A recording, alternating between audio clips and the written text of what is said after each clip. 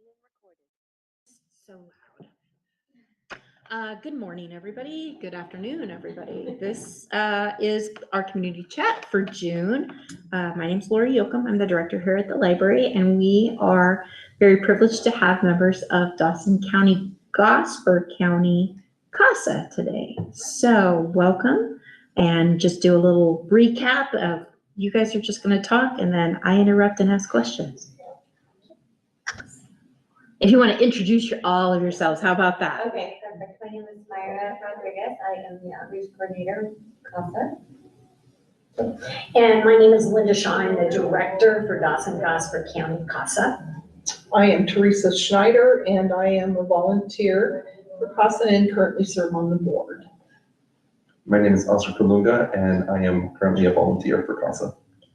My name is Jim Hudson. I serve on the board, my wife and I. Welcome, everybody, and I'm just going to say that we have a huge gaping hole in the library's roof today. So as you hear beeping and lots of languages going on, we have people trying to roof. If we have people wandering through, that's because this room is the only room to get into the main library from the north entrance. So it might be a very interesting community chat. Linda, I think you were going to start today. Yes. I just wanted to go over some statistics that we have for our first quarter. And that is January 1st through March 31st. Of this year. Of this year. And we started out with 68 children, and we received 12 new ones in that time. During that time, 13 children's cases closed, and there were 4 children adopted, 8 children were reunified, and 1 was a guardianship. So you still have 67. We do. And some days I'm on top of my game. Today, before we started, you said you need volunteers from Cozad. Correct. So out of those 67 kids, how many are from Cozad? Do you know? Jim is going to go over those statistics with you in his part. I don't know from the quarter, but he's got them for last year. Okay? And also, one thing we're really proud of and we want to continue doing is serving our kids 100%. Not many of the CASA programs across the state can say that, and we're very proud to do that. I have been with CASA for 17 years, and I've been the director since 2012, and we've always served 100%. So we're very happy with that. The volunteers we have right now are 26, the total number. And these volunteers through the last quarter put in 318 hours, and they drove 3,524 miles. That mileage is done visiting the child, building a bond with the child, because we are that child's voice in the courtroom. So CASA stands for Court Appointed Special Advocates. And to become an advocate, you do have to have 30 hours of training and 12 continued education hours after that. Per year, 12 hours per year. Okay. So I am going to turn it over to these 3 people because this is where the rubber meets the road. And we're going to start with Jim. Okay, in answer to your question, the statistics Linda sent me, last year we had 29 children from Gothenburg, 34 children from Lexington. Cozad had 46. So we have a total of the 3 Dawson County towns of 109 children we serve.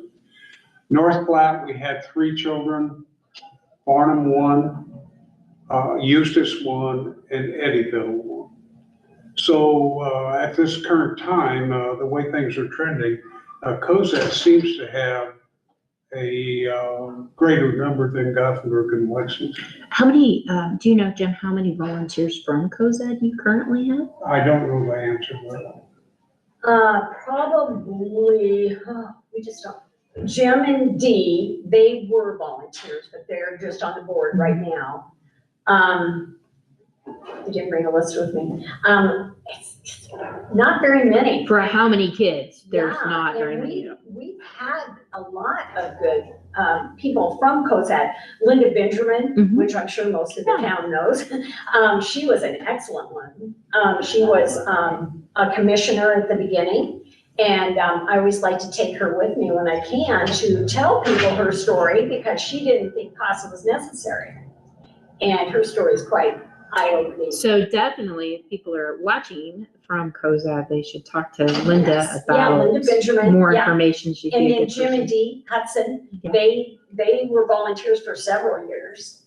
And I think Jim and Dee came on with us in 2011. And they're still here, so we love that. Personally, I think Dee and I, between the two of us, have served over 100 children in an active role of about 9 years. I would say maybe a third at that period of time were from Cozad, maybe.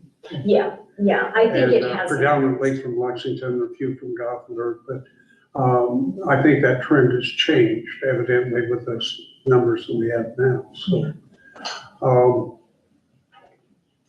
Are they a specific age? I mean, is there an age range? From babies to 19, All the way to 19? and we get a lot of babies. Very quickly, I didn't understand when I came into CASA how the process works and how children become wards of the court. And basically what happens is somebody in the community, maybe it's a parent, a grandparent, a neighbor, a casual observer, sees a child that they think might be abused or neglected. So at that point in time, they either contact the police department, which is usual case, or Health and Human Services. Health and Human Services cannot remove a child from home. Only the law enforcement can do that. So there's an initial visit between the law enforcement, a lot of time Health and Human Service employees with them. And they do an observation. They take that observation to the district or county judge, Judge Reitman. He then makes a determination whether or not, the child, if it's bad enough, is immediately removed on a temporary basis. Then the findings from the police department, social services, goes to the judge, and he determines whether or not those children should be long-term removed. At that time, they become wards of the court. And at that point in time, then the judge will call Linda and say, I need a CASA volunteer for these children. And we are assigned to that case, and we are the only people that actually stay with that child from the initial findings to the end of the case. They'll have different guardian ad litems, they'll have different social workers, they'll have the turnover. But we stay, and I have had a case where I was with a child for 4 years. Wow. And Dee's had some that long too. So we visit, required once a month. Depending on the situation, I think most volunteers, sometimes you go twice a week. And sometimes you don't, it's not serious enough, or you don't have to be there. But I would say most volunteers at least twice a month. Most volunteers can be paid for their mileage. I don't think any do. At the end of each hearing, we go to court with the children, and we write a report of our findings, what we have observed. That's handed in to the judge, and it's been my experience, and I think other people too, that the judge has a lot of respect for what we observe. The guardian ad litem, they're attorneys, and they don't have time to be with those children like we are.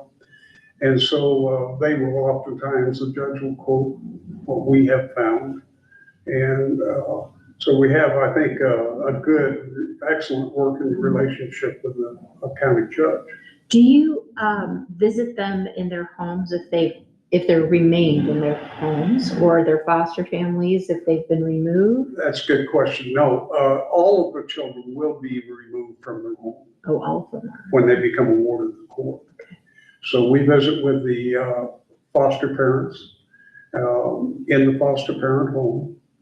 And at times, I've had mostly teenage boys, and I have spent a lot of time with the school counseling, checking on their grades, in cases of probation.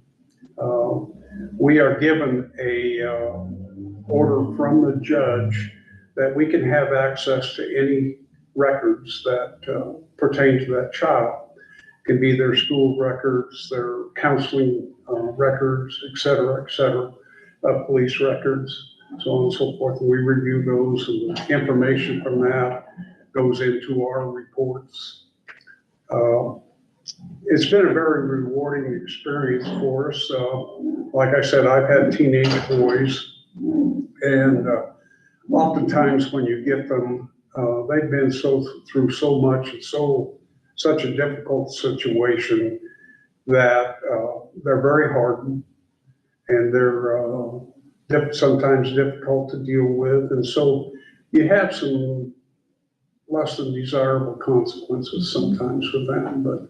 But we've also had some really rewarding success with some of them too. So Is it something that, I don't know how to phrase this, is it more of a private thing, or if you see them out and about in town, you can acknowledge who they are? I'm not understanding. As a CASA volunteer, I mean, is it, let's say you were my appointed CASA representative. Yes. Okay, so we meet, but if we're like out at a restaurant and you happen to come in and I'm there, is it something that it's taboo to announce anywhere, or you can come up and say, hey, Lori, how you doing? Dee has a family here in town that they ended up adopting the child. It's like old friends when we meet in a cafe or something like that. And yes, and I had a grandmother that worked at Walmart, and I talked to her every time I went in. So I would say for the most part, our experience has been it's not something you hide. And most of the guardians, and even I think the biological parents, we have a good relationship. I just wondered because we have library visits at the, here often with DHHS, or we don't even know. And I think that's the thing. We don't know who, we just know that there's a visit going on. And that's kind of the way, a lot of the kids will say, this is my CASA, you know, a lot of them like it when you come to their games and stuff like that. And then my other question is, and this might be, obviously you have DHHS involved, foster care, the attorney CASA. Is there a push to try to get kiddos hooked up with it, like a teammate mentor at the schools too? Or is that something really different? Teammates is very, very strong in Gothenburg. I'm not aware of what it involves in Cozad or Lexington. It's a pretty strong program here in Cozad as well. And I think if they're not already connected through school, the counselors or someone that's made that recommendation, it definitely would be within our realm to make that suggestion in a team meeting that we as a CASA volunteer could sure advocate for them to have a teammate. Yeah, I was trying to think when you said, you know, Cozad needs more volunteers, and I know teammates here in Cozad has put out that they need volunteers, but I thought, wow, maybe you could double dip and get the people who are teammates volunteers to volunteer to be a CASA volunteer too. Okay, Oscar, do you want to share with the group? Sure. So again, I'm Officer Kulunga. I was sworn in 2024 of November. So You're just a newbie. I am very new. Yep. And you know, I never told Linda this, but one of the old volunteers was one of She was the one that kind of introduced me. But that was back in early 2024, April. So I kind of sat around with the application. I didn't know if I wanted to do this. And that volunteer would tell me, hey, this is what we do. This is we're in the child's life, and just give me some information about what her responsibility is and what her role is in that child's life. And well, is it something for me? Is it really what I want to do? And finally, she convinced me. I reached out to Savannah, and she gave me another application. I filled it out, and in October, I went to a night out with CASA. It was with in October, I believe, or October, September, a night out with CASA, and then they invited us to a panel. And from there, I got a lot of information. There was a keynote speaker, as well as the panel, like the HHS was there, the sheriff was there, and attorneys were also there.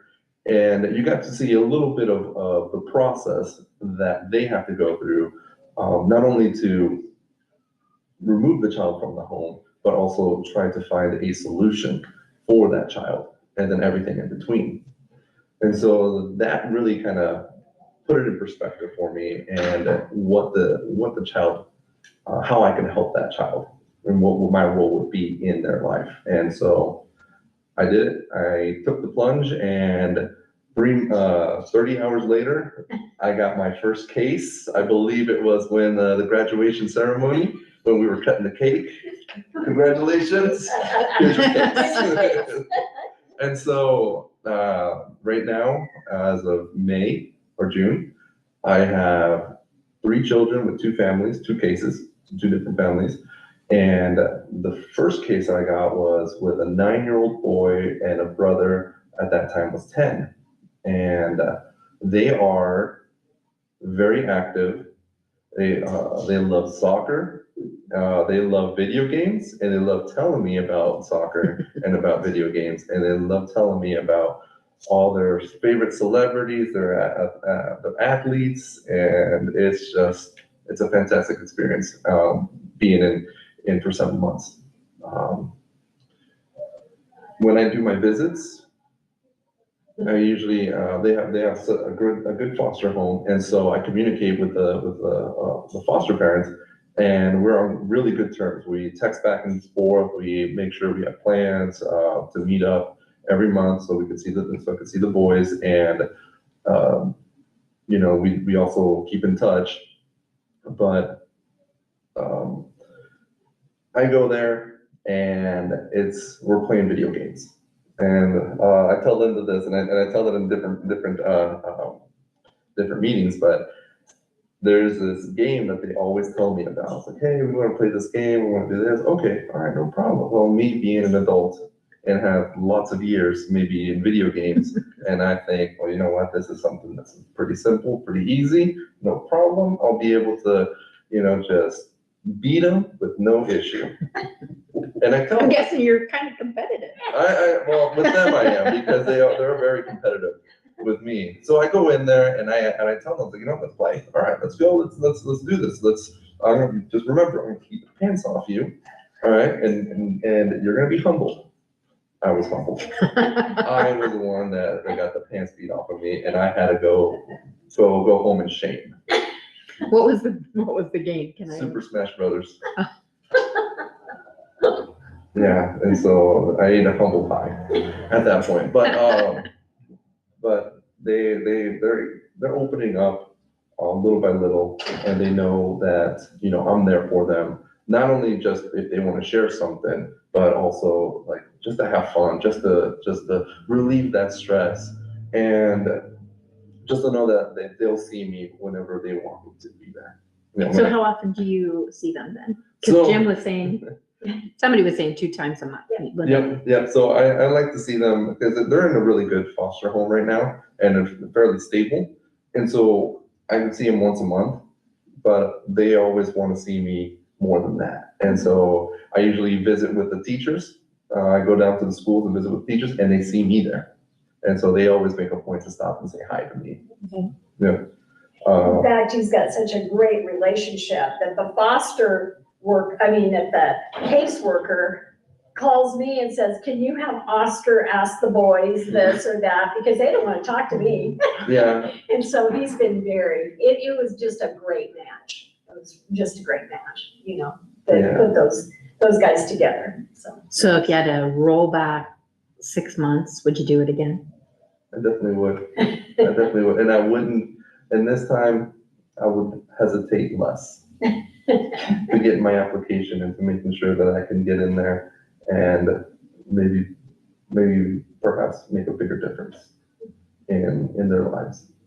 But that's just my first case. My second case is with a four-year-old boy at the beginning. And I am, like I said, I'm an adult. I'm 35 years old, gonna be 36. And it's been a while since I had to use my imagination. So when I meet up with them at the library in Lexington, it goes into, well, let's play dinosaur. Okay. Gotta go remember all the dinosaurs? Yeah, what am I gonna be? What am I gonna be? Okay, I'll be a Triceratops. I'll be a T-Rex. I'll be, a pterodactyl. What am I gonna be? Okay, all right. Now we're in space, or now we're building Legos and we're building giraffes, and now we're playing a spaceship. So there's definitely a little bit of an awkward period for me, kind of relate with them, but. It was worth it. It was worth being able to relate with him, being able to get down to his imagination and also be a kid again too. So you just have to kind of strip those inhibitions back. Yeah, exactly. And, every time he sees me, it's not like, hey, Oscar, hey, it's just like, Oscar. And then he just runs towards me and gives me a hug. And so it's definitely, Sounds like you've had a great experience. I've had great director and a great trainer to help me out with it, because without them, they know my personality, and then they try to match me up with the cases that would suit me. How does this work in with a full-time job?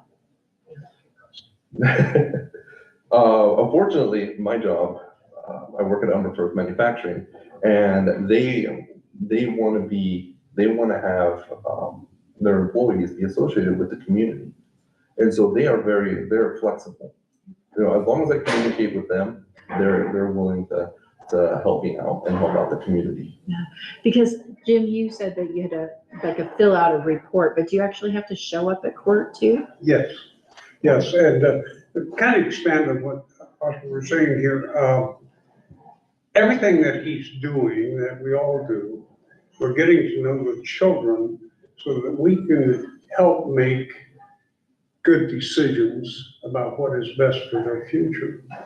And one thing we haven't mentioned is that we have family meetings where you'll have the biological parents, the foster parents, guardian ad litem. Oftentimes, the social workers will be there, and the CASA volunteers. And we sit down in a room and we talk about what's going on, what we've observed. And my experience has been not much is held back. You're dealing with what reality is, and encouraging the biological parents, and that's the goal. The state's goal is reunification within 13 months now? 15 to 22. 15 to 22. They want the child reunited with the biological parents. So oftentimes, there are requirements that the biological parents have to meet as far as child rearing, requirements for their behavior, things they need to change. And those things are always worked out a lot of times in these family group meetings. And I found them to be pretty rewarding for the most part. Sounds like there's a lot of different cogs going on. And we're a team. Yeah. And Teresa, you want to go ahead and share a little bit Sure. about I've been a volunteer for 4 years, and in that time, I've served 8 families and 13 children. I got started because my background in education, and of course, had spent years working with families and children, and just have a passion for that. But beyond that, when I would have a meeting for a child in special education, many years ago in Lexington, there was a volunteer that would always come to our individualized education plan meetings and was honestly just there for a voice for the family, because sometimes families, that can be a pretty intimidating meeting. And he just would advocate for the child, and I just thought, this is just really amazing that there's this person that's completely volunteering their time, no financial means, but knows that child, has that relationship with that child, and he would come to the meetings and share, and I just thought, wow, someday I want to do that. And so that's what initially brought me to CASA, was that. And after I began with CASA, then I also thought, hey, I could help with this training piece of it. So I took the training to become a trainer. I can't ever remember the title of it. I think it's just that. Trained trainer, yeah. Trainer. And so then I had that opportunity to give back a little bit more to the people that were there for the training. The training, when you say 30 hours, I think sometimes it can maybe seem a bit much or a little overwhelming to people that are just getting started, but Oscar can probably speak to this too. You know, we really work around people's schedules, and really sometimes we do some Saturdays, we do some evenings, we try to make sure there's food, and we try to make sure it's very interactive. Wouldn't you say, Oscar, that you know, we like to get lots of feedback from them because they have real life experiences, that we spend time talking about child development, culture. We just spend a lot of time just preparing people to feel comfortable when they finally go out there. So if you can talk about like what does that 30 hours look like? I was afraid you might ask me that. So Linda can help. But we usually. It's obviously like not all 30 hours in a day and a half. Right. And usually it's over a period of about a month, isn't it, Linda? Yeah. We try to do it within. We like to get guest speakers in that can talk about specific areas. So when we're covering like counseling or the mental health area, we might bring someone in for that. When we talk about child development, bring people in that have specific experience in that area. We usually invite EDN, which is the Early Development Network, because again, as Linda said, a lot of times it seems like we do get some pretty young, we get infants, and they're able to not only share their experiences, but we want to give our volunteers as much knowledge as possible so they have resources, and that's a piece of that. We spend some time looking at cases and talking about the report, because you know, even though the relationship, I would say, is the most important, that report that goes into the court is very important as well. One thing that we do as volunteers is we write up notes after every visit, and those go to the caseworker and the GAL. And as Jim mentioned, the GAL, they don't always get out there as often, and I know the GALs have often told me, I really appreciate those notes because they feel like they're keeping up, have more eyes on. Linda, what other areas do we touch upon? And we do the cultural. One of the things that I think is the most important is the first night. And we have the investigator come in and we have HHS. Because a lot of people, like Jim said, have that concept, HHS took my kid. But it is not HHS. It has to be the law enforcement. Law enforcement goes out because you call the hotline. That is the procedure. You have to call into the hotline, and then they judge it, how serious it is and how soon we have to send somebody out to check. And they do that. And then if the policemen get out there and they feel like they need to remove the child, they will call HHS, because HHS has a safe place for the children to go. And they go through that and explain it, and everybody's just amazed at that. And they're always, the professionals that we work with are always more than willing to come and train our people. And they treat us, I mean, you know, like we're volunteers, but they treat us like one of the team. Never have I or any of my people felt degraded or looked down on when they ask a question. Everybody works together as a team, and our goal is to get these kids back home or some permanency at some time. Now, while you were saying that, I just thought of, Oscar saying 9 to 10 playing video games for imagination. Jim, I know you said you had some teenagers. What do the teenagers' meetings look like? And then babies, what do those meetings look like? I guess, Jim, if you can start that first. It's highly individualized. I've had situations with really, really hard-nosed kids. And through a series of questions, observations, so on and so forth, you find out that these kids aren't nearly as hard as they think. And so you get to the point, what you're trying to do is to understand what's happening within the dynamics of that family. And so I would say each case for me has been a little bit different. Some kids are just spill everything. Other kids are really reticent and not willing to share. And so with teenagers, they're naturally guarded. They are in a survival mode and not very trusting for a lot of, and they've learned that the hard way. And so you just have to be patient, and sometimes it takes quite a while until where they feel comfortable telling you what really is going on.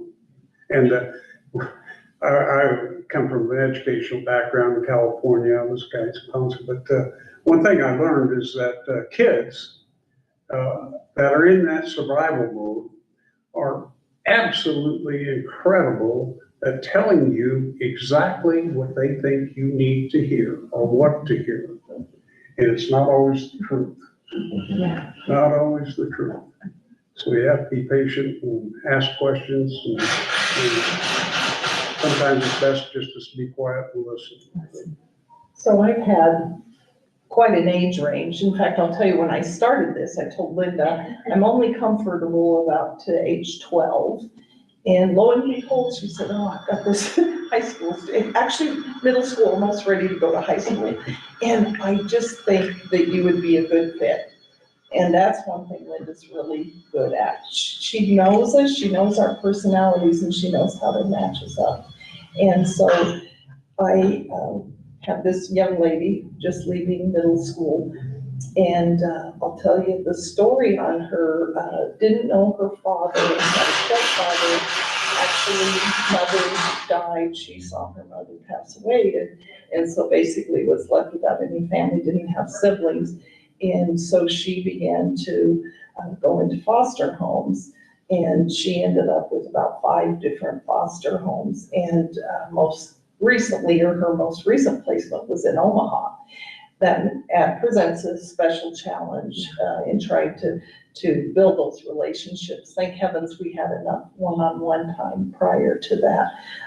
But we do like Zoom, or we talk on the phone. And when I do get to Omaha, I make sure I try to see her. But very excited for her, because one of the things from the very, very beginning is she just wanted a home of her own. She wanted a family that she could belong to. And she's very articulate. She's a smart young lady, has done well in school in spite of being in several different schools. But she's finally going to get her forever home, and I'm going to choke up because it's just so cool. And so the family that she's with in Omaha are going through the process of getting ready to adopt her. And so I know that relationship I have with her will be forever, because I want to know that she's excited to at some point go on to college. She's getting her driver's license. She's got a job, and just doing all the things a typical teenager, 17-year-olds would do. And it's just so rewarding to be able to get a little tiny piece of that process. So when you say that, just for the audience, to be clear, CASA isn't necessarily dealing with juvenile delinquents. It's it's the family issue. They've been taken out There are of the 3A family. cases. So 3A cases are children removed through no fault of their own. Mhm. 3B cases are your people that have broke the law. Mhm. Sometimes we do get a 3A and a 3B together. But for the most part, But the most part is a 3A. And also 3Cs we usually don't take those. They're really mental health and very severe ones. But we've had one that's a 3A to 3C, which, we've worked, but we don't get very many of those. And lately we haven't had many 3Bs because they do have good services. And our services are great. If these parents will just take advantage of what this community, of what this county has to offer, yeah. it's amazing. I was just trying to, get the people who are like, oh, I don't want to work with juvenile delinquents. Yes. Your story they're not juvenile delinquents. So I like to talk about my babies. Yes. Too, because Yes. That was my other That's question. what I love. But I'll speak about a baby that I had. And again, I think it speaks to what you were saying a little bit.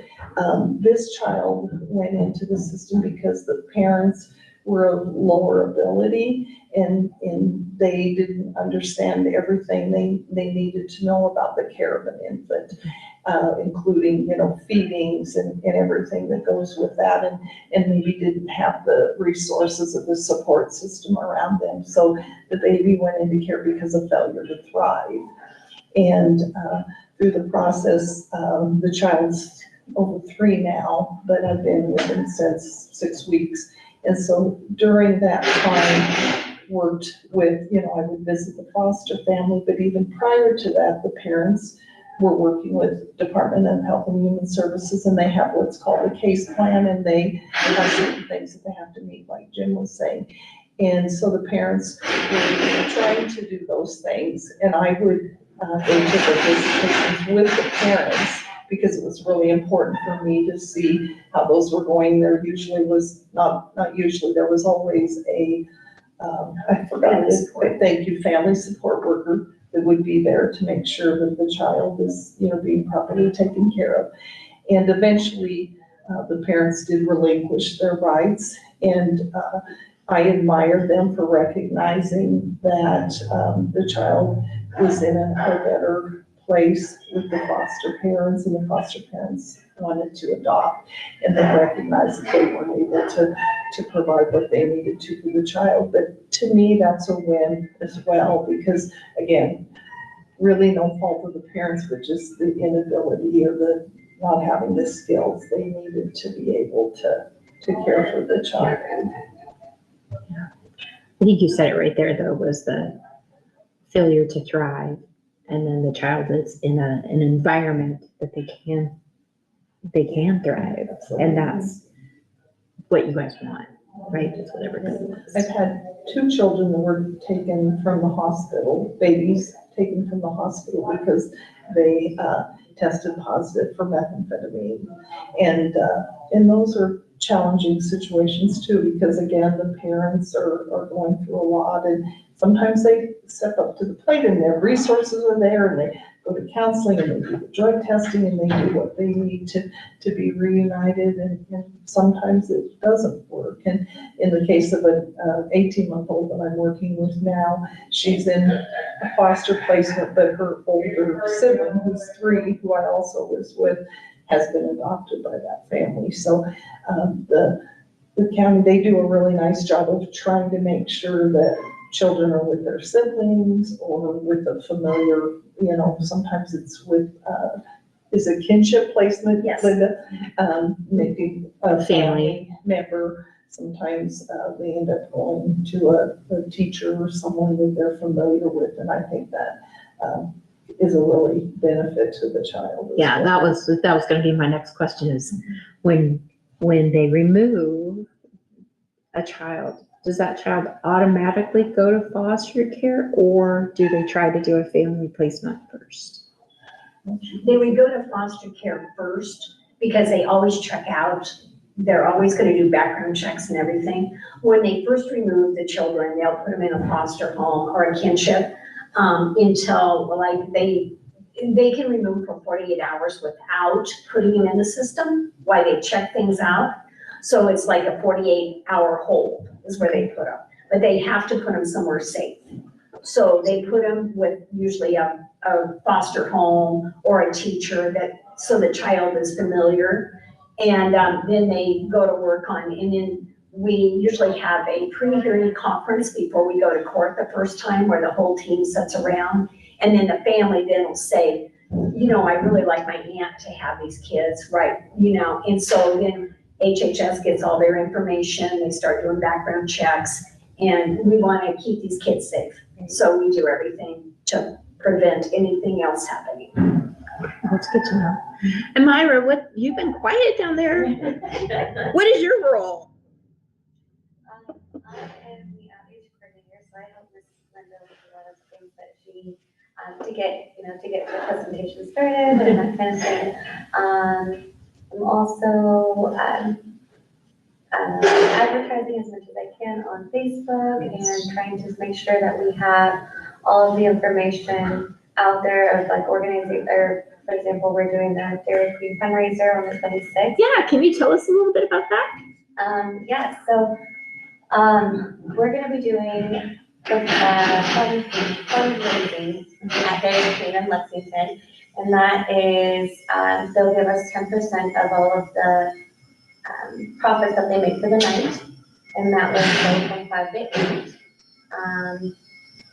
And honestly, it's a good way for us to get some income as well, and just let people know that we are out here, we are trying to do what we can for our children coming to our system. Okay, so that's a great segue into my next question. How are you funded? Are you a government entity? Are you a nonprofit? We're a nonprofit organization, and so with that, we have to we seek a lot of different agencies to kind of help with that as well, and grants. Myra's new, so Yes, she's doing really great, but she's kind of learning everything, and she does these wonderful flyers. She does an excellent job on the Facebook page. We try to honor our volunteers if they have a birthday, anniversary, anything like that. And so she's been a great asset to come in and help us, but she's just learning a lot of things, so I don't want her to feel too uncomfortable if she doesn't know the answer. When I ask you questions, you can say, I don't know that yet. Yeah, so she did this wonderful, cute little flyer that we got because we're gonna do a coffee with CASA at the Coffee Cottage in Lexington, and that's gonna be this Saturday. And Okay. anyone that's interested in becoming a volunteer, we'd like to get a 30-hour training started, and to have them sit down and tell us what their schedules are, because I think they've all mentioned that we do work around our volunteers as much as we can. And one other thing I'd like to say that our program does is we do the buddy system. So if I have somebody like Oscar that works all 40 hours, I'll put maybe a Jim on there who's retired. And then Jim can go to the court hearings, and Jim can attend the team meetings. He can get Oscar up to date on what's going on, and then Oscar can take care of doing the visits. And so we work as a team, and that's been very, very good, trying to get volunteers, because a lot of people say, I work 40 hours, there's no way I can get it all done.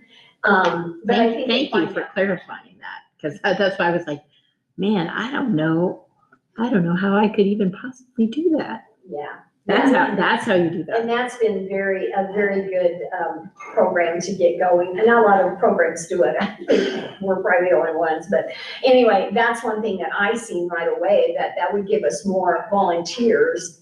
And then one other thing before I forget, I need to jump around, but we are going to have a Christmas tea this year, and it's going to be December 6th, and it's going to be at the Lexington Museum. Oh. And it's going to be kind of for a fundraiser. And we're going to have a little girls' tea, and the theme for that is going to be trucks and tiaras. And that's she came up with that, and so that was fun. And then we'll have another team in the other room at the same time the kids are in here doing their thing. We'll have adult for the women to come and learn about CASA. We'll have a panel and explain, and then we'll do some fun stuff. And we did one a couple of years ago, and it was really fun. We really had a good time. So that's one other thing we got coming up that we'd like people to think about.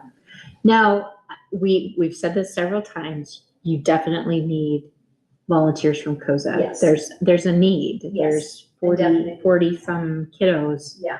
that need help. So what would all of you say to listeners about Oscar might be a good one? Sit with it for a while and what? I'm sorry. What would you say to people who are watching this who are like, oh, that sounds interesting, but I don't know if I have time and. Well, there's always, in the afternoons as well. And like Linda was saying, there's the buddy system. So like in a case right now where we're not only doing visits with the biological parent in a safe area, but we're also doing visits with the foster parent. So in their area. So sometimes I can't visit the foster parent, so my partner would be able to, his schedule will allow it. And he's not able to go to the court hearings or to the team meetings. So I can do that. I can make sure that I get out there and work on that. But I mean, it is great. You're giving back to the community. You're essentially, you're watching these kids, and these kids are our future. You know, they're going to be going into different careers, different paths, and you might be changing them into maybe doing volunteer work later on in life, and you're going to see them grow. Teresa and her story, and the kids that she goes and visits, and she's becoming a part of their life, and they are becoming a part of her life too. So it's really nice. It definitely, it's worth it. It's worth it.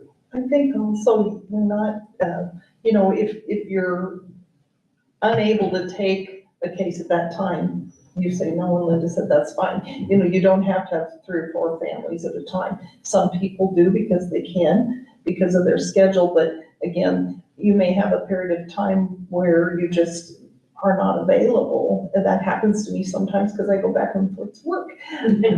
But Linda's really good about honoring that and always having those open conversations with you. So I think just making that commitment, absolutely, we want to be true to that commitment, but knowing that, you're not going to get broke down to something if you don't have the time for it.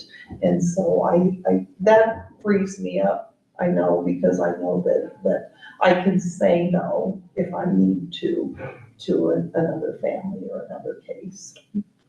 There's an aspect of CASA that I like to emphasize that oftentimes overlooked, very practical. Guardian items, I don't know what they're paid, but they're paid quite a bit per hour. And with the blessing of a local attorney here in Cozad, I discussed this with him. We took the hours that CASA volunteers did in 1 year, and I took half the rate of what an attorney would be paid for those hours. And it amounted over $90,000 of tax savings to the county. And the county commissioners are incredibly generous with us. They offer us office space free of charge. We have machines free of charge. They put our employees on their healthcare system, and it just incredibly, but we are faced with some government programs that we've depended on in the past that are kind of up in the air now. And so we're in a situation where we're probably going to have to approach community leaders, community movers and shakers, and we're probably going to need some help. I think Savannah was at Cozad's Give Big Day, and I'm Yes, sure you've probably she been did, at yeah. Give Big Lexington We and, did Overton, Lexington, Elwood, and Cozad. yeah, And Charity Funds is very supportive of Yeah. us from Cozad. but what I hear is you might need more Yes. since, We very well could. We, like I say, some of our federal government money, VOCA funds, which is probably a third of our operating capital, is really in question. We don't know what's going to happen, and the grant writer doesn't know what's going to happen. So if that money, those funds should disappear, Dawson County County CASA is financially in trouble. So what I hear is perhaps if you can't physically volunteer, you can financially volunteer. And there's been some people in Cozad that have been very generous to us in the past, so. But we're going to, that's something we're facing and dealing with, and very uncomfortable. It's hard to go out and ask for money, but it's probably gonna be necessary. And our program this is our 25th year. So we're pretty proud of that to keep, 25th year and you're at 100%. That's great. That's a great statistic. we got a lot of Along the great- same lines, the programs that don't serve 100%, the GALs are much more obligated, guardian ad litems, to visit the children that the CASA volunteers here visit. And that is, costs money. And one other thing, our CASA volunteers from Dawson-Gosper County have went into other counties to help those counties. Yeah, well, you were saying North Platte, I'm like, no, it's Lincoln County. Yeah, because if they have a case, like, let's say somebody gets picked up on the interstate, they don't live here. So they're gonna go where their family is eventually. You're gonna try to get back where they got more support. So I've had kids go, short distances to Buffalo County. My CASA that started out with that child is not gonna leave them because Buffalo County does not have enough volunteers. They would not have a volunteer if they went to Buffalo County. So my people stay on. And they've done Lancaster County, they've done Lincoln County, Buffalo County, and there's another one. Well, like Teresa said, you were in Omaha. Yeah, that's just for the foster home though, the case stayed here. But, those are just when they transfer to another court system. And I had one volunteer who stayed on for a Lincoln one, and the day we had to go to court, she got sick. So I went ahead and went, and the judge from the bench complimented her report and said, I wouldn't know anything about this case if I hadn't have read this CASA report. And so the CASA report is a child's story, in my opinion. And that every child has a story, and it's our job to tell that story. Well, our time really flew. I looked down at the computer, like, it is not almost 1 o'clock, but it is. This has really been interesting. Thank you all for coming so much. And like I said, this will be put up on our YouTube. So I'm hoping that people will share it because I think they're going to find it very insightful and very educational. So I do appreciate all of your time today. Thank you for Thank you for the Yeah. opportunity. Do you have anything else, I guess, for good of the cause before I shut this off? Give us a call. Yes, yes, that sounds good.